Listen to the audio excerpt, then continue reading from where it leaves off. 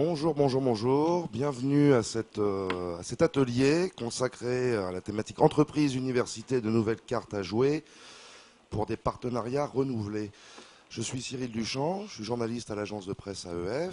Je suis très heureux de vous accueillir ce matin avec nos intervenants qui sont ici, avec des profils quand même assez différents. Donc on va avoir des points de vue qui vont être assez variés, je pense, sur les relations entre les entreprises et les universités, relations existantes ou à construire. On aura évidemment des retours d'expérience. Le principe de cet atelier, comme tous les ateliers numériques au sein des rues, c'est de vous laisser au maximum la parole. Donc n'hésitez pas à intervenir pour témoigner, pour poser une question, pour relancer le débat, pour orienter différemment, comme vous le souhaitez. On va faire un premier tour rapide avec nos intervenants, puis ensuite vous avez la parole à tout moment. Une précision, encore une fois, merci beaucoup à l'Université européenne de Bretagne de mettre à disposition sa technologie, et d'ailleurs technologie Wikiradio dont on va parler lors de cette table ronde. Donc les ateliers numériques et solutions en particulier sont diffusés via la Wikiradio et les internautes peuvent également poser des questions. Voilà. J'en ai terminé. Je vais commencer peut-être avec monsieur Didier Nicol, qui est vice-président de l'UPEC. Sur le numérique, quelle est la réalité du numérique dans votre université et quelles sont les orientations que vous avez au niveau des partenariats avec les entreprises?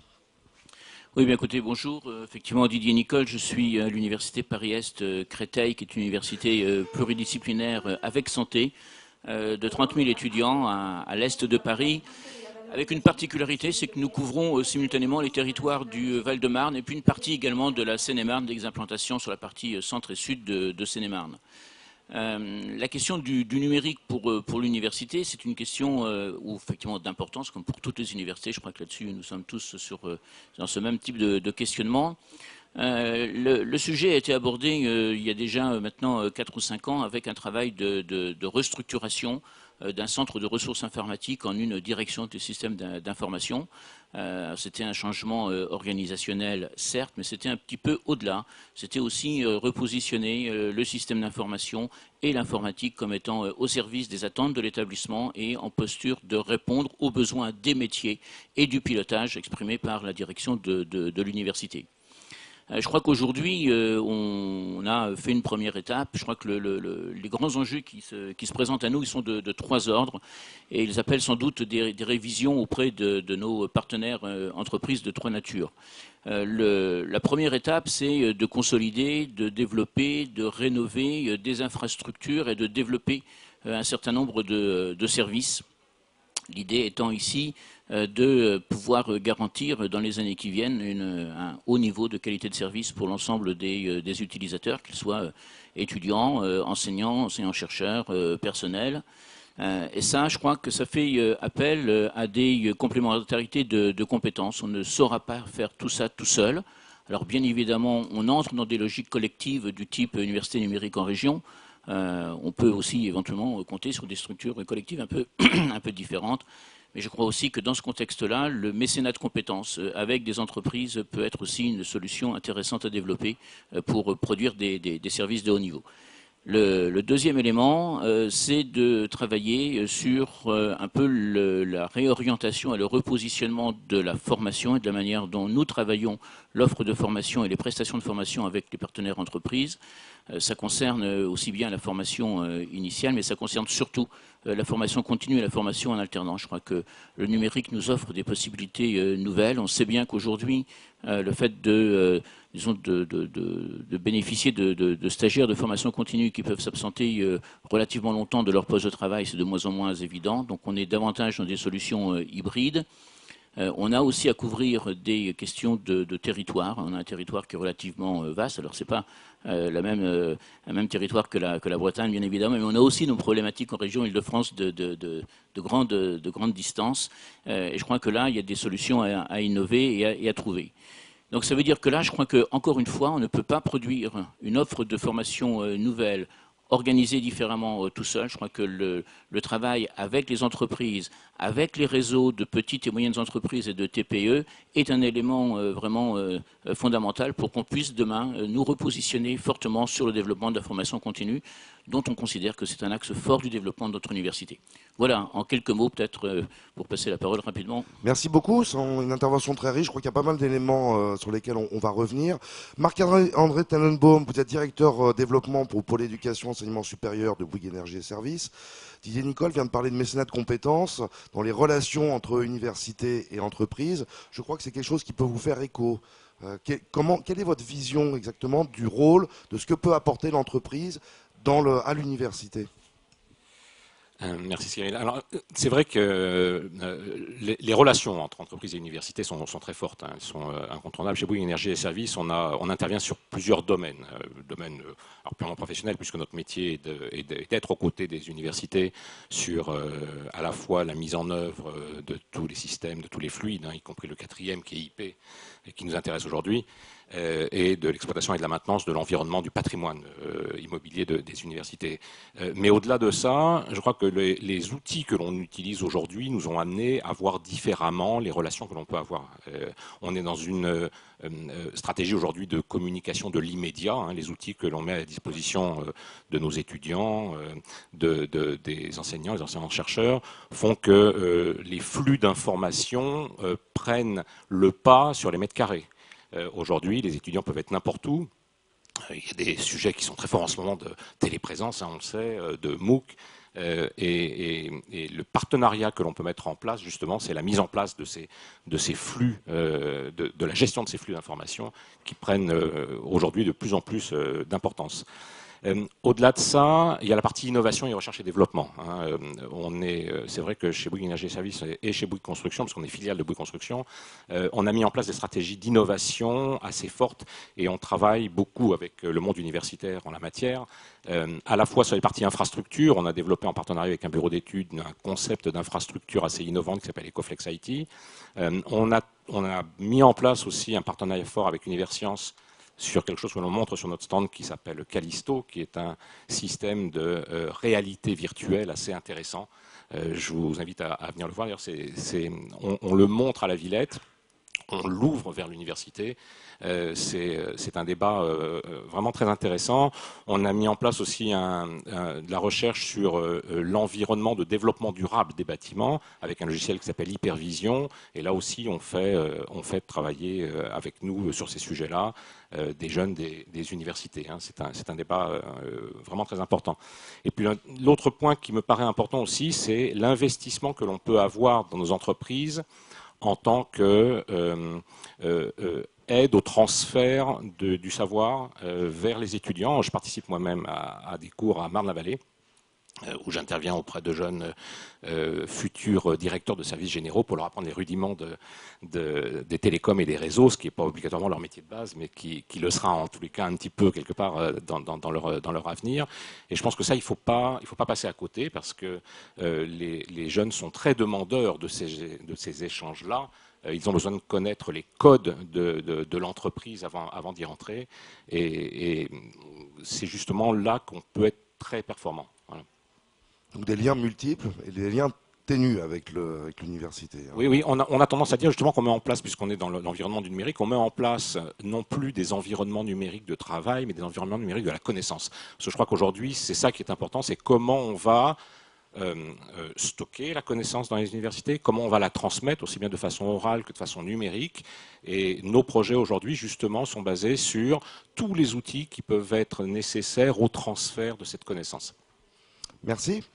Nyata Kalonji, vous êtes président de la Wikiradio Saouti. Est-ce que vous pouvez nous exposer un peu cette initiative et en particulier le projet que vous menez avec l'UEB depuis 2 ans et demi maintenant, je crois. Comment c'est né concrètement? Comment a émergé cette relation université-entreprise? Déjà, un mot sur Saouti, qui est l'éditeur logiciel qui fournit les Wikiradios. Donc, c'est une entreprise qu'on a co-créée il y a 4 ans à peu près. Donc, on est une jeune start-up, on est 15 personnes. Et puis, on fournit ce qu'on appelle les Wikiradios. Un exemple, comme mentionné Cyril tout à l'heure, tout ça est retransmis en direct en ce moment sur la Wikiradio de l'UEB. Donc, nous, on a regardé le web sous l'angle, je dirais, traditionnel. Il y a l'écrit, il y a la vidéo et puis il y a l'audio. Et on se focalisait sur l'audio avec les avantages que présente l'audio. On peut écouter en faisant autre chose et c'est énorme comme avantage. Quand on sait que les gens lisent de moins en moins, et puis la vidéo a un certain nombre de contraintes qui fait que l'audio a sa place dans les universités. Donc c'est tout simplement grâce quelque part à la veille que fait l'UEB sur les nouvelles technologies, en l'occurrence Patrice Rotulé qui est ici dans la salle, qui mène une veille assez active sur tous les outils qui peuvent aider aux aspects éducation et aux aspects communication au sein des universités. Donc on s'est rencontrés dans ce cadre-là de veille et puis on a discuté sur les problèmes de l'UEB, en l'occurrence le fait que ce soit un environnement complètement distribué partout en Bretagne, un environnement multifacettes ou multiformat pour nous qui faisons de la radio, c'est-à-dire qu'il y a les étudiants, il y a les enseignants-chercheurs, il y a les administratifs, il y a différentes populations avec différents besoins et comment on peut concilier tous ces besoins-là sur un seul outil facile à utiliser de partout. Donc voilà comment nos discussions ont commencé. Et on a défini ce qu'on pouvait faire avec la Wikiradio et petit à petit, on a construit ce projet qui répond finalement à ces besoins-là puisque les étudiants peuvent parler de leur vie des campus à Brest, à Rennes, à Vannes, sur le même outil. Il est accessible de partout, donc il n'y a pas besoin de mobiliser des infrastructures puisque tout est complètement virtualisé. Ici, il fallait juste amener un ordinateur, un quelconque ordinateur, et tout ça est retransmis en direct avec de l'interactivité.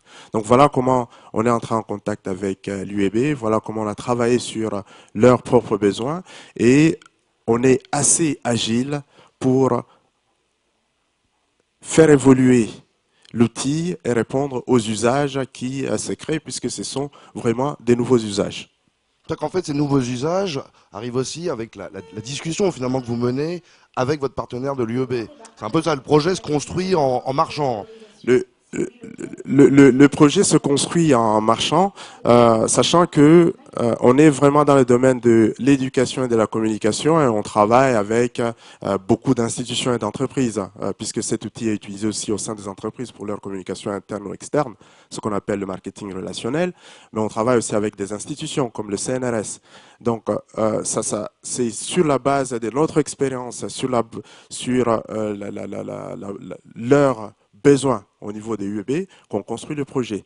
Et le gros avantage que moi je trouve dans ce type de partenariat, c'est que ça évolue et c'est évolutif en fonction vraiment des usages qui se développent puisque on est en train de découvrir, quand vous mettez un outil web 2.0 dans les mains d'étudiants par exemple, vous découvrez des nouveaux usages et il faut s'adapter à ça.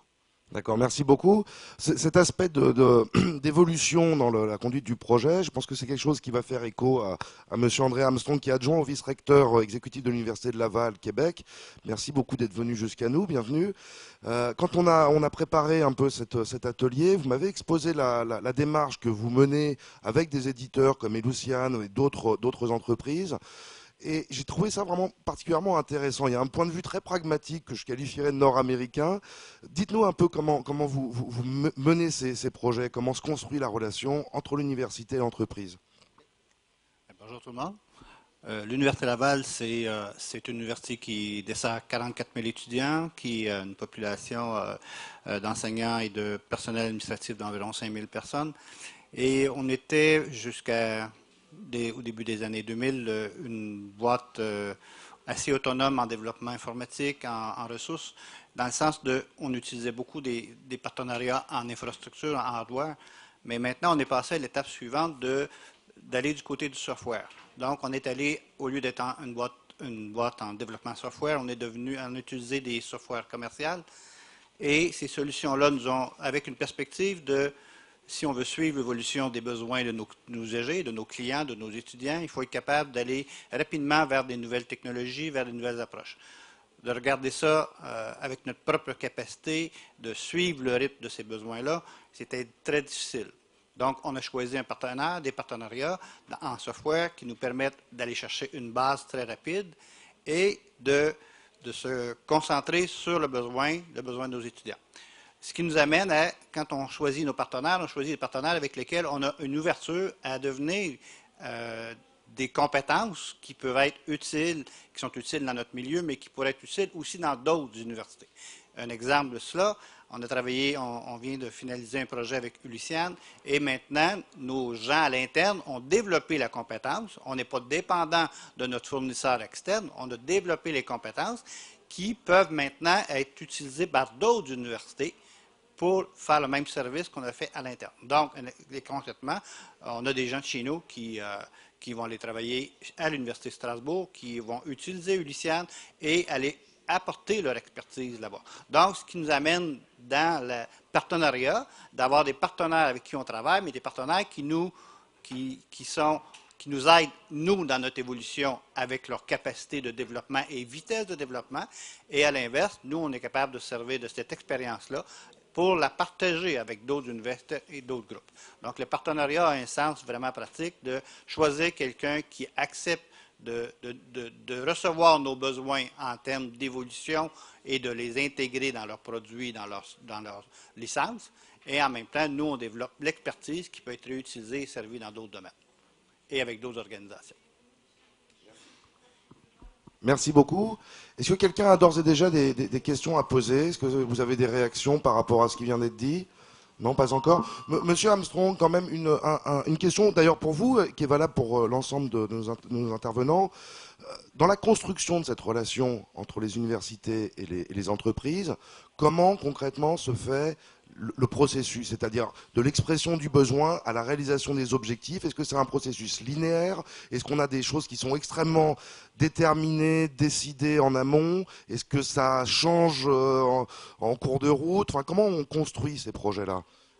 Il y a une relation de confiance, j'imagine, qui doit se mettre en place. La première étape est une étape qui est très interne, c'est qu'est-ce qu'on veut faire, où on veut aller. Donc, c'est établir notre vision de la perspective, dans quel sens on veut aller, et par la suite, on cherche les partenaires qui nous influencent, pas seulement à répondre, mais sur lesquels, quand je dis influence, dans les deux sens, c'est oui, on veut aller dans cette direction-là, la trame de fond est établie, mais on est capable d'établir dans le détail en disant, OK, on peut faire un à côté, parce qu'il y a des choses qu'on n'avait pas vues selon cette perspective-là, que le partenaire nous offre, donc une nouvelle opportunité. Donc, être à la fois dans ces étapes-là, oui, le sens de la solution ou le sens de ce qu'on veut mettre en place était clair, mais on doit être capable de s'adapter avec les possibilités de nos partenaires, que ce soit l'exemple aussi en gestion financière. Nous avons mis en place un logiciel de PeopleSoft qui arrive avec ses contraintes, mais aussi arrive avec ses avantages qui nous ont qui nous ont amenés à faire un choix entre soit s'adapter ou adapter le produit à notre besoin ou s'adapter à la capacité du produit. Et dans certaines occasions, et il faut essayer de le faire le plus souvent possible, choisir l'option de notre fournisseur parce qu'il nous permet de regarder les choses autrement. Donc, de faire un pas en direction et souvent dans une perspective beaucoup plus extensible ou évolutive. Donc, ce partenariat se fait tout d'abord par une vision interne et par la suite par une dynamique entre à la fois à l'interne et à la fois notre fournisseur, les fournisseurs, parce que j'en nomme deux, mais il y en a plus que ça, mais à chaque fois, on se dit, oui, il y a une trame de fond, mais on doit être capable de s'ajuster avec les capacités quand ça fait notre affaire. Et si ça ne fait pas ce qui s'appelle des contraintes, on l'oublie, et là, on garde notre pratique. Donc, on fait un peu le mix des deux, et on n'est pas dans des modes un ou l'autre, c'est vraiment gagnant-gagnant en choisissant chaque fois qu'est-ce qui est mieux pour l'organisation, les objectifs, et dans notre cas, l'exemple que je disais tantôt, tout ce qui est centré sur le besoin et la satisfaction de nos étudiants, le faire dans ce sens-là. D'accord, jouer sur une certaine souplesse, hein, si j'ai bien compris. Monsieur Didier Nicole, peut-être souhaitez réagir par rapport à ça. Est-ce que c'est une vision dans laquelle vous vous retrouvez? Oh oui, tout à fait. Je crois que effectivement, s'il n'y a pas en amont une définition précise de ce que sont les besoins de l'université, on ne peut pas aller très loin. Donc, je crois qu'il y a d'une part la définition des besoins, d'autre part, je crois, réussir à placer l'université et à convaincre les partenaires que l'université c'est dans une dynamique de moyen ou de long terme. Donc, ça veut dire que On est là probablement dans le travail de construction de schémas directeurs du numérique, montrant bien ce que sont les différentes étapes, ce qu'est l'objectif que l'on se fixe à horizon 3-4 ans, et puis ce qu'est aussi pour l'université sa ligne stratégique de développement, et cette fois-ci plutôt à horizon d'une dizaine d'années. Alors je crois qu'aujourd'hui on a un moment assez particulier, c'est-à-dire qu'on assiste quand même dans le cadre des presses et de ce qu'ils vont devenir dans les mois ou dans les années qui viennent, dans le cadre des rapprochements d'établissements. On voit bien qu'on est là en train de passer à des niveaux de numérique, enfin pas numérique, mais d'effectifs très largement supérieur à ce qu'on connaît aujourd'hui. Donc on a à résoudre à l'université à la fois des problèmes de grand nombre et d'apporter des services à des étudiants en grand nombre. Ce sont des perspectives qui intéressent aussi les entreprises. On a des problématiques qui sont des problématiques duplicables à pour d'autres types de développement pour l'entreprise. Et je crois que c'est autour de ça que nous pouvons amener, nous aussi, des laboratoires d'expérimentation, qu'on peut amener aussi nos retours de pratique en termes d'usage sur une population importante de public entre 18 et puis 25 ans, pour prendre en tout cas les publics étudiants, et qu'il y a là, je crois, des choses intéressantes à construire ensemble. Donc, se mettre sur le long terme, les besoins, retour d'expérience, puis aussi réflexion sur les usages et sur les usages d'une population particulièrement ciblée. Merci. Ndiata Gandji, je crois que vous souhaitiez intervenir. On viendra sur cet aspect de temporalité qui est vraiment important dans les relations. Nous ce qu'on a constaté avec particulièrement l'Université européenne de Bretagne, c'est que c'était indispensable d'avoir une implication assez forte de toutes les parties prenantes, puisque l'UEB, c'est 28 établissements. Donc il fallait impliquer tout le monde. Et concrètement, sur les 2 ans et demi, on a mis en place un comité éditorial qui fait qu'il y a un suivi, un pilotage dans le temps de ce qu'on a mis ensemble, en place. Ça permet de faire évoluer la ligne éditoriale, ça permet de faire évoluer aussi les services en fonction des besoins de chaque établissement. Et ça, dans le temps, c'est assez solide puisque l'implication de tous les établissements reste présente et très active. Très active, pardon. Merci. Monsieur Tenenbaum, peut-être un mot par rapport à ça, ce que vient de dire Ndiata Kalonji, à la fois sur la capacité à mobiliser les équipes. Tout à l'heure, vous parliez du numérique comme un flux. Alors, pour nous, ici, c'est certainement évident, mais c'est visiblement pas totalement le cas pour l'ensemble des établissements. Mobiliser les équipes autour de ces problématiques-là et arriver à inscrire les projets dans la temporalité en apportant conseils, expertise, en mettant en place un dialogue. Concrètement, comment faites-vous ? Alors, il y a plusieurs sujets dans votre question. Il y en a beaucoup. Oui. Alors, la temporalité d'abord. C'est vrai que nous, on est très attentifs à ce qui se passe dans cet environnement-là. Je pense qu'effectivement, les relations qu'il peut y avoir entre le monde universitaire et les entreprises est très important pour faire ça. Moi, je suis souvent un peu frustré par le manque de rapidité, je dirais, de la mise en place de ces environnements numériques. Hein. C'est vrai qu'on parle beaucoup depuis longtemps de l'université numérique et bon, on est parfois un peu frustré de voir que ça ne va pas suffisamment rapidement. On manque de grands projets comme ceux de l'UEB en France. J'espère qu'il y en aura d'autres rapidement parce que je crois qu'il faut qu'on passe une étape. Alors nous, on parle de coopérer. Coopérer, chez nous, c'est opérer ensemble, c'est partager nos savoir-faire. Je crois que c'est important parce que la connaissance est partout, elle n'est pas uniquement d'un côté ou de l'autre. Et cette coopération, c'est vraiment mettre en commun nos compétences, nos savoir-faire. C'est comme ça qu'on a sorti le projet Callisto. Hein. C'est pas une entreprise uniquement qui a dit voilà ce dont on a besoin. On a fait vivre ce projet, on a fait venir autour de nous une dizaine de partenaires. La diversité en la matière est très importante. Ce sont des PME, ce sont des enseignants-chercheurs, c'est Universcience pour celui-là. Pour ce projet-là, et je crois qu'il a pu être financé justement parce qu'il y avait cette diversité et que Oseo, qui nous a aidés en la matière, a compris l'intérêt de mettre en avant un projet comme celui-là et l'intérêt qu'il pouvait y avoir à le sortir assez rapidement.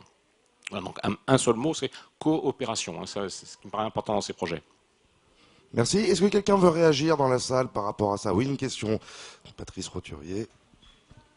Oui, question. Enfin, je crois qu'il y a 2 notions qui sont apparues là dans le débat qui sont très importantes. C'est à la fois la notion de besoin exprimé par les établissements. Il y a un travail à faire au niveau des établissements pour une expression des besoins la plus, je dirais, précise possible, du coup, pour se retourner vers un partenaire. Et puis il y a aussi la notion de veille, c'est-à-dire que il ne faut jamais oublier que la relation université-entreprise, alors évidemment dans le cadre des rues, elle est présente en permanence. Au quotidien dans les établissements, chacun admettra que c'est un petit peu moins vrai ou c'est un petit peu moins permanent.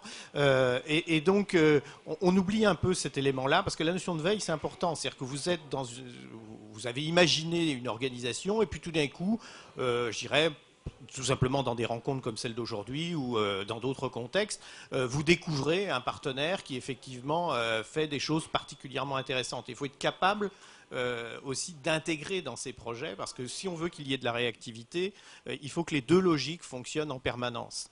Et puis, je voulais juste aussi dire que la relation avec les partenaires, c'est aussi un prolongement des fois à la notion de marché, alors marché public ou partenariat, contrat de partenariat, peu importe, mais parce que c'est l'occasion de rencontrer des solutions et des partenaires différents et par là même de se construire finalement, je dirais, des perspectives nouvelles. Et que cet enjeu est assez essentiel. Il faut sans cesse naviguer entre ces dispositifs-là. Il ne faut pas uniquement être dans la relation client-entreprise. Il faut avoir une logique dynamique de partenariat. Je crois que c'est important. En tout cas, parce que j'ai rencontré au moins 2 des personnes qui sont autour de la table, là, et ça fonctionne plutôt dans cette logique-là. Merci, c'est une vision que vous partagez. Aller au-delà de cette relation client-entreprise. Monsieur Armstrong, peut-être un mot là-dessus? Bien, effectivement, c'est ce que je parlais tantôt. Donc, ce n'est pas seulement la réponse à un appel d'offres momentané, c'est d'arriver à dire l'évolution mutuelle, l'évolution des besoins.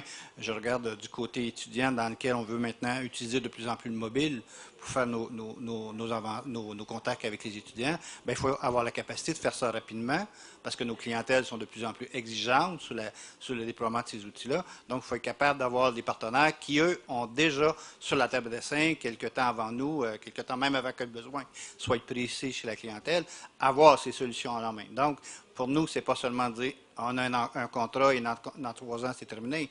Je regarde le partenariat qu'on veut faire avec Luciane, c'est déjà 10 ans de partenariat, on s'enligne pour 25 ans.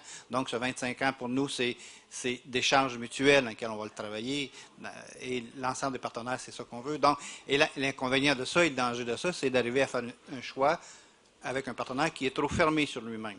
Parce que maintenant, ces partenaires-là doivent être ouverts eux-mêmes sur d'autres types de possibilités, parce que sinon on se retrouve dans un créneau où on n'a qu'un seul fournisseur et une seule réponse, et si lui n'a pas la capacité de chercher des partenariats, des alliances aussi, pour répondre aux besoins futurs, on se retrouve un peu comme cloisonné avec un fournisseur trop spécialisé. Donc, il faut faire le choix, dans ces partenariats-là, de gens qui ont de l'ouverture vers les clients, de l'ouverture vers des partenaires pour aller eux-mêmes faire un pas supplémentaire.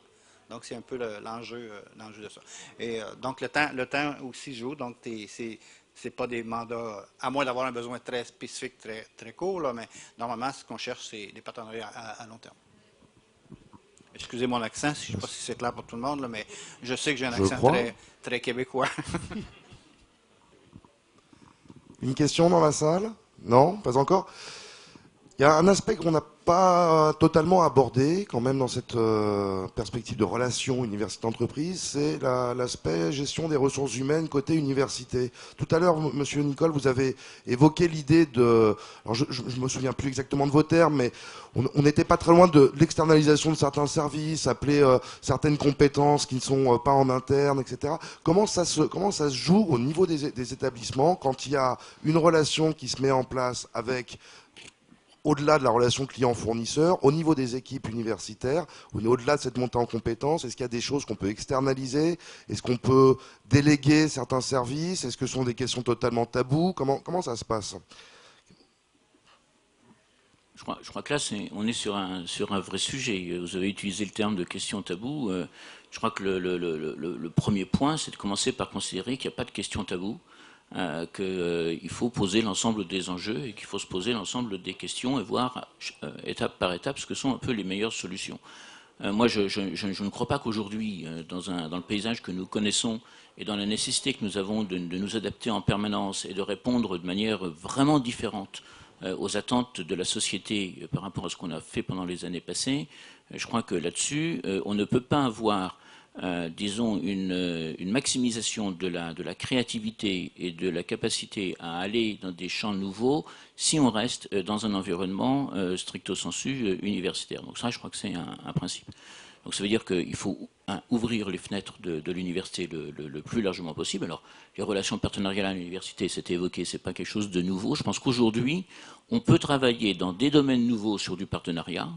Et ces domaines nouveaux que nous construisons avec les partenariats, notamment dans le cadre du numérique, nous amènent à nous interpeller et à revisiter d'autres formes de partenariats, notamment les partenariats de formation, d'insertion que nous avions aussi avec d'autres entreprises. Je crois qu'aujourd'hui, nous on l'a un peu vécu aussi. Les questions de pyramide des âges, les questions de départ en retraite, etc., sont des occasions pour recruter de nouveaux collègues, de nouveaux collaborateurs. Je pense que le fait de recruter aussi en externe, c'est-à-dire hors du réseau universitaire, alors ça peut être dans le secteur public, ça peut être dans le secteur privé, je crois que c'est aussi une manière de poser un peu des enjeux différents au sein de l'université et puis d'amener à la fois des éléments de réflexion différents et puis je crois de nous mettre plus facilement dans une logique de travail et de construction de réseau. Je crois que l'université a besoin de travailler en réseau et en réseau concentrique qui s'élargissent les uns les autres progressivement. Je crois que c'est là-dessus qu'on trouvera l'ouverture. Voilà un peu. Hein. Est-ce que finalement tout cela peut se faire au bénéfice des missions premières de l'université, que sont la pédagogie, la formation, d'améliorer la qualité des services, etc. Est-ce que finalement c'est aussi pour ça que ces relations se mettent en place? C'est important de le rappeler peut-être. Oui, non, mais je crois que ces relations-là, elles sont au bénéfice j'allais dire de nos clients, de nos étudiants et des adultes que l'on reçoit dans le cadre de la formation continue.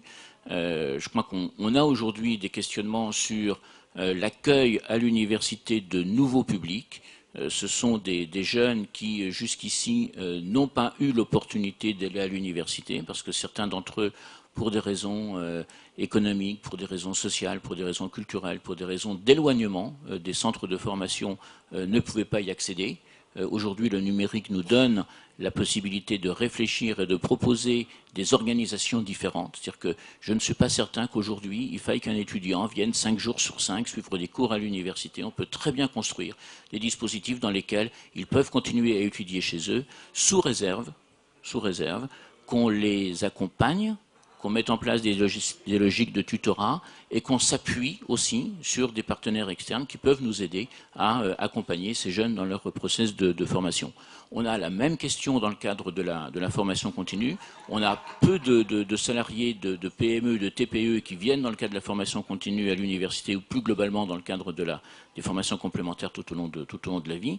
Je crois que là aussi, on peut trouver des dispositifs qui sont des dispositifs qui permettent d'allier du distanciel avec des séances de regroupement sur des temps courts et qui ouvrent de nouvelles perspectives à des salariés, c'est important. Dernier exemple, peut-être, c'est sur la validation des acquis de l'expérience. Quand on a des validations partielles, les salariés suivent des modules complémentaires. Je pense que si aujourd'hui on reste dans un dispositif dans lequel le module complémentaire, c'est venir 2 heures par semaine, pas forcément le même jour, suivre le cours à l'université, ça ne peut plus marcher. Ça n'a jamais beaucoup marché, on le sait bien, mais ça marchera encore moins demain. Donc on est bien là aussi dans des dispositifs hybrides qui doivent nous permettre d'amener de nouvelles réponses à des questions. Et je crois que c'est vraiment la question des nouveaux publics à accueillir à l'université qui est posée pour nous. Merci beaucoup. Quelqu'un a-t-il une question ou une réaction par rapport à ça? Au niveau de nos intervenants, non? Oui, monsieur Armstrong. Je mettrai en perspective le fait que du côté du personnel, c'est nouveau à Laval. On a posé la question de fond en 96 en se disant qu'est-ce qu'on fait?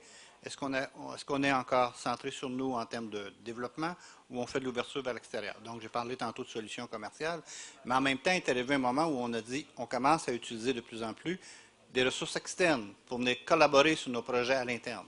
Donc, cette ouverture-là a créé une dynamique un peu différente. Ça a eu comme 2 effets. Ça a permis à l'externe d'apporter de l'expérience avec des perspectives qui étaient très différentes de ce qu'on faisait à l'interne, et ça a créé une ouverture. Nos gens de l'interne disaient « Ah, il se passe quelque chose à l'extérieur, je peux aller voir ce qui se passe. » Donc, un avantage inconvénient, mais une rotation de personnel qui est devenue intéressante par ce mouvement d'aller-retour de l'interne à l'externe, ce qui a permis à nos ressources internes, nos professionnels internes de faire un cran de plus dans leur ouverture, dans leur capacité à faire les choses. Ça, c'est du côté personnel. Du côté étudiant, nous, à Laval, une caractéristique, on a, dans nos enseignants, on a à peu près 1500 professeurs, 2000 professeurs et 1500 chargés d'enseignement.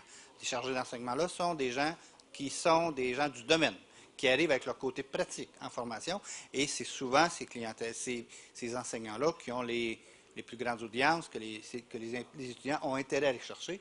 Par la connaissance du marché, ils veulent avoir des cas pratiques de ce qui se passe dans tel domaine, tel domaine, tel domaine. Donc, cette ouverture-là aussi amène un intérêt qui est directement relié au niveau pédagogique avec l'utilisation de ces chargés-là. Et dernier point, formation à distance, on a actuellement du côté numérique. On a vu une baisse du document papier, on n'a pas abordé cette question tantôt, mais tout l'approche du numérique a fait en sorte que le papier a diminué, mais on a sur une base, on a mis en place un outil d'apprentissage numérique qui a eu un taux de progression de 40 cours au premier trimestre et maintenant qui est rendu à 600 cours en mode d'apprentissage numérique. Et cette formation-là a l'objectif de permettre aux étudiants à distance d'avoir exactement la même information qu'en salle. Donc, on vient de faire une ouverture à des marchés. Et au Québec, si vous connaissez un peu la géographie du Québec, la ville de Québec étant à l'est de la province de Québec, on dessert donc toute la région de l'Est, donc qui monte du côté, pas du Grand Nord, mais du Nord québécois, de la partie de la Côte-Nord et de la Gaspésie, qui sont des centres, c'est vraiment local. Donc, on vient de faire une ouverture aussi, exactement ce que monsieur a mentionné, donc une ouverture de Saint-Jean-là, une formation identique à ce qui se passe dans nos salles de cours, donc qui vient de faire une ouverture importante. Oui, nous, dans la gestion un peu des ressources et des compétences, ce qu'on constate, c'est que il faut de l'agilité. L'agilité au niveau de la solution qu'on offre, et puis l'agilité au niveau des services. Il y a des établissements où, par exemple, les équipes multimédia sont ancrées. Il y a une histoire du multimédia. Là, il y a besoin de moins d'insistance puisque les compétences sont là. Il y a des établissements où c'est pas du tout présent. Donc là, plus. On s'adapte aux besoins des établissements. Et je pense que cette agilité permet de développer les compétences au sein de l'établissement, au sein de l'université, de façon à créer ce qui est important pour l'université en interne, et puis ensuite de développer en externe avec le partenaire, ce qui peut être fourni comme service. Merci, M. Tenenbaum. Je crois que les contrats de partenariat nous ont beaucoup appris. On a commencé les premiers contrats de partenariat en Angleterre, il y a plus de 15 ans de ça, le PFI, et ils nous ont beaucoup appris à justement partager, savoir quels étaient les services facilement externalisables, ceux qui nécessitaient peut-être une approche à plus long terme, d'où cette idée, je rappelle ce que j'ai dit tout à l'heure sur la coopération, c'est comment on partage intelligemment les services. Alors le numérique en est un bel exemple parce que dans cet environnement numérique, il y a des choses que l'on peut externaliser facilement, la fonction opérateur, la fonction de... en France, on connaît bien avec Renater, on sait comment aujourd'hui partager intelligemment et mettre en œuvre des compétences que l'on a pu acquérir dans le privé, sur d'autres types de process, et les adapter à l'environnement et au monde universitaire en s'appuyant sur des compétences locales. On n'est pas obligé de s'appuyer sur des compétences nationales, voire internationales. Nous, on travaille beaucoup là-dessus lorsque l'on déploie des systèmes ou des services dans des entreprises, dans des universités. On s'appuie énormément sur les compétences des PME locales parce qu'elles connaissent bien le tissu, elles ont déjà travaillé très souvent avec les universités et elles savent nous apporter le complément de connaissances qui manque peut-être à l'échelon national. C'est important, c'était la tête aussi. Merci. Une question peut-être, c'est votre dernière chance, que l'heure tourne. On va finir. Voilà, dernière question. Bonjour. J'aimerais revenir sur ce que disait en fait Monsieur Nicole par rapport à l'alternance. Moi, je travaille dans une école de commerce, je suis chargée relations entreprises. Donc nous, les partenariats, c'est avant tout des entreprises où on place justement nos jeunes. Donc je voulais avoir justement votre avis sur l'alternance dans les universités. Merci. Monsieur Nicole. Écoutez, question sur l'alternance. Je crois que les universités ont pris ce virage de la formation en alternance depuis déjà un certain nombre d'années. À Paris-Est, Créteil, on a 1700 apprentis. On est, je crois, la deuxième université au niveau national. Et la première, c'est Marne-la-Vallée, notre voisine, qui a 2000 et quelques, 2300 à peu près apprentis. Je crois que l'alternance à l'université, ça a eu des effets extrêmement importants. Je crois que c'est une bonne manière d'entrer en lien avec des partenaires entreprises et d'utiliser l'alternance comme étant la manière de construire ensuite des partenariats qui s'élargissent à d'autres domaines, notamment aux questions de recherche, etc. Donc là, ça joue un peu par irrigation progressive. Je crois que le deuxième élément, c'est que la formation en alternance a amené quand même l'université, lorsqu'on a démarré ces formations-là, enfin, c'était éventuellement du contrat de qualification à l'époque, mais peu importe, c'était des formations alternées, à s'interroger sur la question de la pédagogie. C'est-à-dire qu'on n'est plus sur le même modèle pédagogique, on n'est plus sur le même modèle de construction du parcours de l'étudiant, et on est aussi sur des questions, alors qui nous ont préparés au challenge d'aujourd'hui, qui sont les questions d'accompagnement et de suivi des étudiants pendant les périodes où ils sont en entreprise. C'est-à-dire que l'alternance, si on la construit comme étant des périodes complètement imperméables, où on a l'entreprise d'un côté, ensuite ils viennent à l'université, ils repartent en entreprise, on juxtapose des périodes, on n'en tire pas l'essentiel. Je crois que ce qui est important, c'est de maintenir un lien régulier dans le cadre de ces formations en alternance, donc de réussir à garder le contact avec les étudiants. C'est pas forcément du contact académique, c'est du contact autour du tutorat, c'est du contact autour de la construction du projet, etc. Et je crois que ça amène ça a amené un peu à nous préparer davantage encore à ces situations de formation hybride. C'est le même type. C'est-à-dire que la formation hybride, c'est à certains moments, on a nos étudiants qui sont chez eux, qui sont dans d'autres lieux, qui sont à d'autres endroits. On maintient le lien, on travaille avec eux. À d'autres moments, on les a en présentiel. Je crois que c'est le même type de dynamique. Elle est appliquée à d'autres types de publics. Elle se fait dans un autre contexte. Mais on est bien sur le même type de démarche. Merci, je crois qu'on va en rester là. On a un autre atelier juste après à 10h30 qui promet d'être passionnant sur la recherche numérique. Didier Nicole, Marc-André Tenenbaum, Yata Kalonji et André Armstrong, merci beaucoup. Merci à nos intervenants et très bon salon. Merci.